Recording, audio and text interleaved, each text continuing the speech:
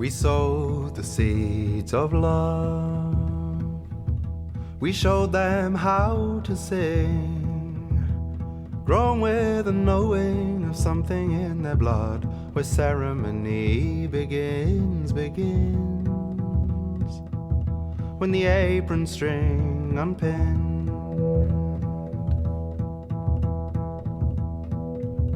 my garden was forsook to weigh in on industry, raised behind the altar under oak and ash. I grew to a bonny rowan tree, freely in my own country. Where did the title Old Wow come from? It came from quite a while ago, actually, and it's a name that, to cut the long story short, it came from a time when I'd been back in 2013 or 14, and I'd been in music for quite a while. I'd now become a musician, and I'd left behind the old career and way, and then I got really unhappy. I was like touring and travelling and in buses and trains and planes, and it was all very exciting and very successful and whatever, but I was like not happy, and I was like, why am I not happy? And I realised because I was spending no time out in nature where I just had always been.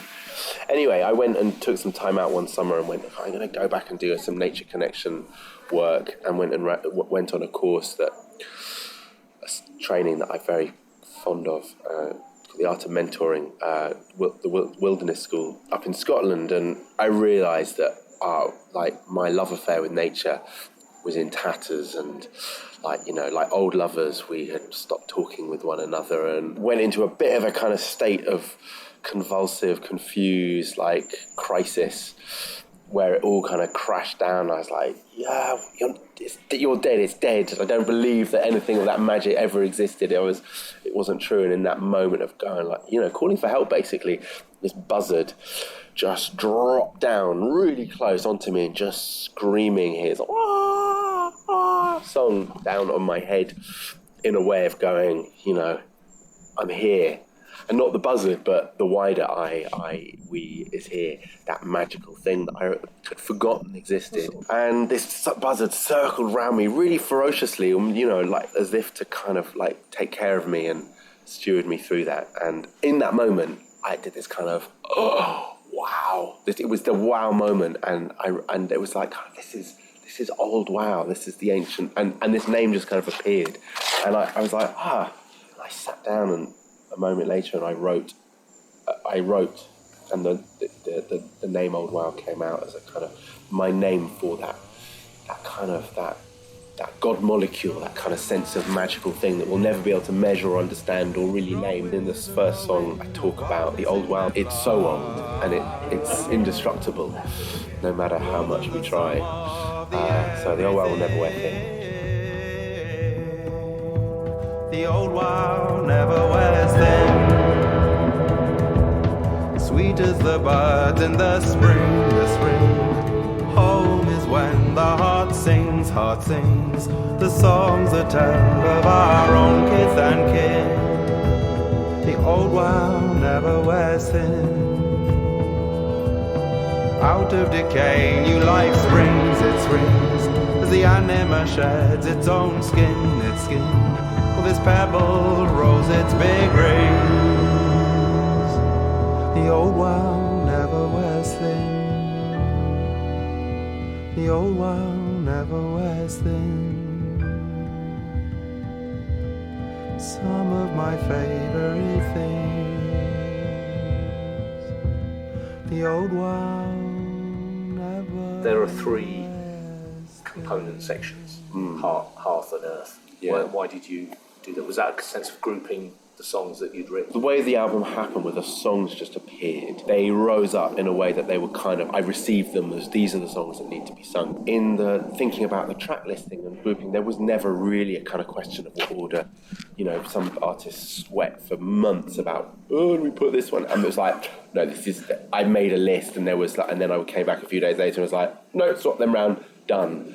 And I looked at it and I realised there was the qualities of each of the groupings was within the three things that for me are really central to within reconnecting with ourselves and this journey of like what the environmental movement is trying to achieve is that it's about the earth, but to make that change within our relationship to it, it has to start at home and it has to happen through the heart. The heart leads. The heart will change the mind. Until you've made people have a heartfelt moment towards connecting to the story within it, nothing's going to happen. So suddenly there, and also it's the same word, heart. The word earth is there. To heart, to earth, yeah. Yeah. These words were composed by Spencer the Rover, who travelled most parts of Great Britain and Wales. He had been so reduced, which caused great confusion. And that was the reason he went on the road. Bernard came in as like, you bring me the songs, I'm going to give you a little bit of composition. He teaches composition at BIM. He's old hat in terms of, craft. But also, he knew that he was working with something very different, that he wasn't working with a singer-songwriter. He was working with an art form that was long sometimes and not commercially shaped. And he knew that he was working with a music that was far more, dare I say, spiritual than he'd ever touched. And it was a really wonderful thing seeing how he had a reaction to that. And a lot of Bernard's work was being very silently holding space, creating structure for the compositional journey, getting involved a little bit in craft, in the shape of songs, and just going, that's not working. And we're like, oh yeah, of course, because you need that outside ear. But then when it says we're going to just go in and we're going to record it, and he's got an extraordinary set of ears, he's got an extraordinary set of sounds. He doesn't have his sound as such. He understands folk music because he was mentored by Bert Jansch. But he also knows that I've never worked with a guitar and don't really, I would say don't like it, don't feel the need for guitar, but also knew that, now's the time for here I have got this wonderful sound. Let's bring him in. Let's bring Bernard in. And we had this kind of hilarious time when we were recording and Bernard's playing and he's going, he's very nervous.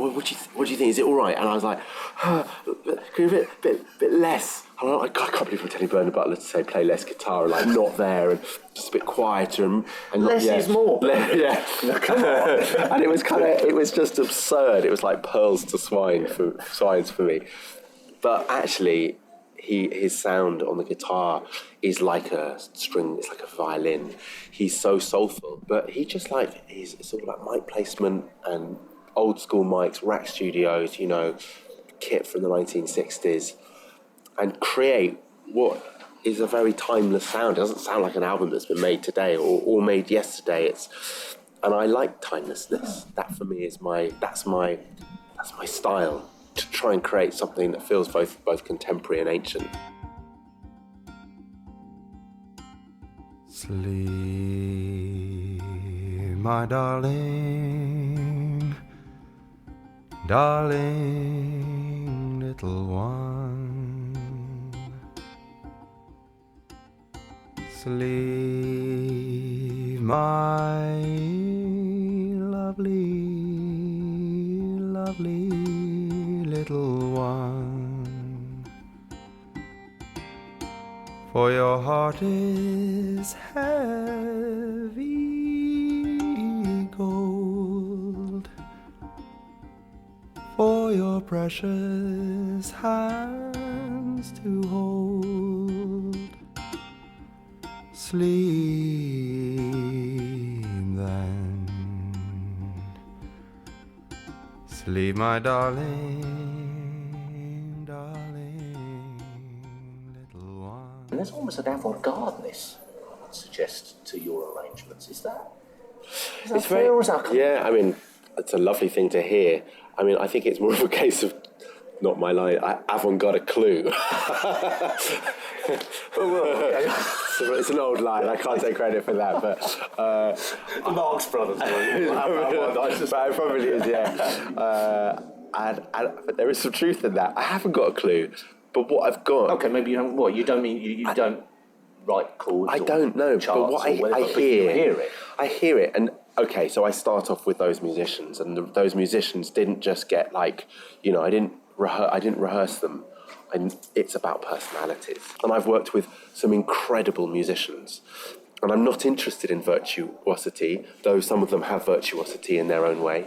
But I'm interested in how people relate to music and how they channel. In terms of what I've got is a very good intuition towards what is needing to be said. And I think that's my skill, is being very singular in understanding what I'm trying to communicate and how the kind of the whole set and staging and production, I'm talking about music production, but actually the theatre of it comes in, and where each character in the voice of the instrument is correspondent to each other and is actually more wonderful than some of its parts. Darling, little one.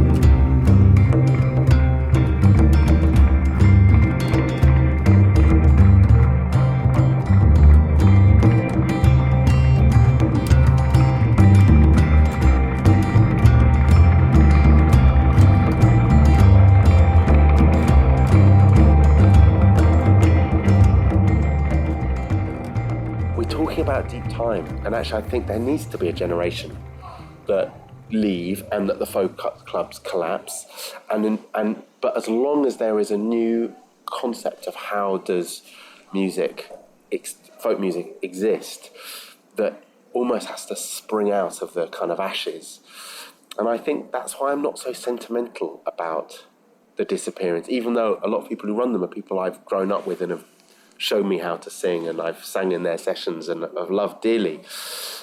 I think what we need is a bit of an erasure to happen so that we can really come back to the material and go, okay, how are we going to vision it for the next, the way the Native Americans do, for the next 7 generations?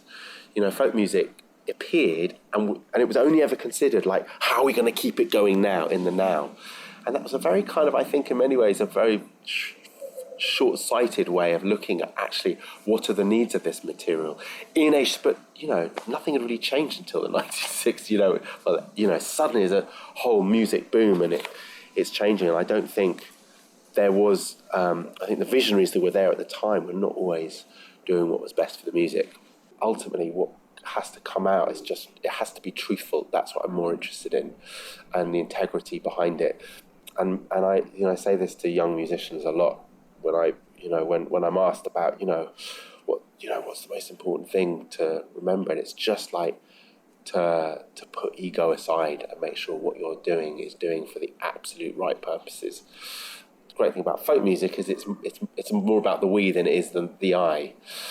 You've got to have a bit of I in there too. You know, you have to have some ego. You just have to have generosity with the ego, I think, within that, and remember that we can only survive if we're a community.